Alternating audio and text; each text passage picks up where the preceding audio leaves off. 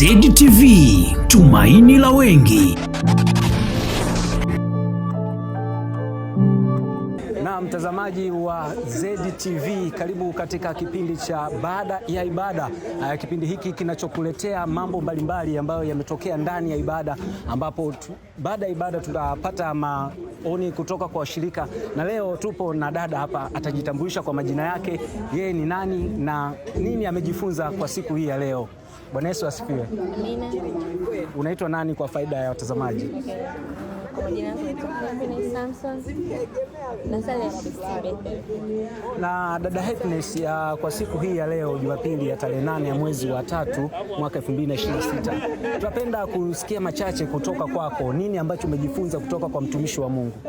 Okay. Kwa siku ya leo nilichojifunza mimi madhara ya kukosa uwepo wa Mungu kwenye maisha yetu.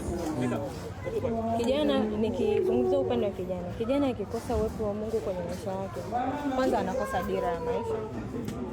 Pili, kuna namna anakosa nafasi ya ukisoma kwenye Biblia anasema kwamba Mungu anatupa anatupa nguvu ya kupata utajiri. Sasa tunapataje kama hatuna uwepo wake? Kwa hiyo inabidi tuwe karibu na Mungu, tupate uwepo wa Mungu ili atuwezeshe kupata huo utajiri.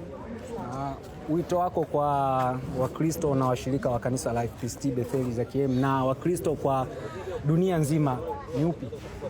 Wito wangu bwana, kumtumikia Mungu. Kumtumikia Mungu kuna faida kubwa sana katika kumtumikia Mungu, kwa sababu kumtumikia Mungu unapata amani, unapata utulivu wa akili. Sasa imani ufanikiwe, unahitaji utulivu wa akili, na bila utulivu wa akili ni ngumu sana. Kwa hiyo yote vyema tunapata kwa Mungu, yote vinavyodumu ambavyo havitaanguka tunapata kwa Mungu peke yake. Basi ni hayo tu. Na mtazamaji wa ZTV, hayo ndio maoni kutoka kwa dada yetu Happiness hapa. Na kutoka hapa FPCT Bethel za Kiem Mbagala, mimi sina ziada. Mimi ni mtangazaji wako Ephraim James. Uwe na wakati mwema, bye bye. Kwa majina unaitwa nani? Naitwa Michael Nyambilile Mbogela. Okay, siku ya leo imekuwaje? Siku ya Jumapili imekuwaje kwako? Imekuwa ni siku njema sana, siku yenye baraka. Nimeona mkono wa Mungu, nimeona Mungu akijidhihirisha katikati ya kundi lake. Kwa utukufu na nguvu imrudie yeye aliye juu mbinguni. Je, unaweza ukamwambia nini mtumishi wa Mungu au mtu anayekusikiliza sasa hivi? Unaweza ukamwambia nini kuhusiana na kile ulichojifunza Jumapili ya leo? Naweza nikamwambia kwamba Mungu kila anapoachilia neno lake ana makusudi na kundi lake. Hivyo naweza nikatoa usia kwa wote ambao wamemwamini Yesu Kristo na ambao bado hawajamwamini, waweze kuja mahali hapa wakutane na mkono wa Mungu kadri Mungu anavyojidhihirisha kila wiki. Amen. Mungu akubariki sana. Amina sana. Amen. Asante. Amen. Shalom, shalom. Shalom. Bwana Yesu asifiwe. Amina. Salama. Natamani nikufahamu, unaitwa nani? Esther. Esther nani? Esther Daniel. Unaionaje siku ya leo? Siku ya leo ni nzuri. Uzuri kivipi? Watu wengi kila mtu kimuuliza hapa anakuambia ni nzuri. Hebu niambie uzuri wake umeuonaje kwako? How special is it? Uzuri wake ni kwamba nafurahia kwanza kuwa uweponi mwa Bwana. Pia ibada ilikuwa nzuri.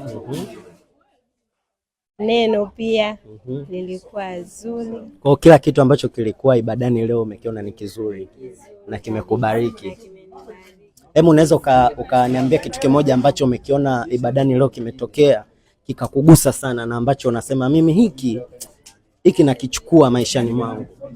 Kimoja tu, niambie kitu kimoja ambacho umekiona leo ibadani, kama ni swala la sadaka au ni ushuhuda au ni neno au kwaya ilivyoimba, kuna maneno fulani waliimba, au praise team kuna maneno fulani waliimba yakakugusa ukasema mimi naondoka nayo leo. Hebu niambie nini ambacho unaona? Ni kwenye kwaya. Kwaya limba nini? Neno gani ambalo lilikugusa wewe? Ni mengi aloni. Nataka neno moja tu ambalo yani mimi unasema hili mimi naondoka nalo leo, hili la kwangu. Hili mimi nitalisimamia maishani mwangu. Kujipa moyo. Kwa kwenye kwaya waliongelea swala la kujipa moyo. Na kwenye kujipa moyo wewe unaliongeleaje swala la kujipa moyo? Kwa nini ujipe moyo? Unajua tunaishi katika maisha mbalimbali na kuna muda inafikia kuna mahali unakata tamaa. Mungu anainuka, anakutia nguvu. Unajipa moyo tena wa kuendelea mbele. Kwa unachotaka kutuambia kwamba tegemeo lako liwe Mungu tu, si ndio? Mungu tu pekee. Pale unapokutana na changamoto usitegemee wanadamu, si ndio? Na kabisa mimi na Mungu. Mimi na Mungu, Mungu na mimi. Mpaka kieleweke. Tia 5.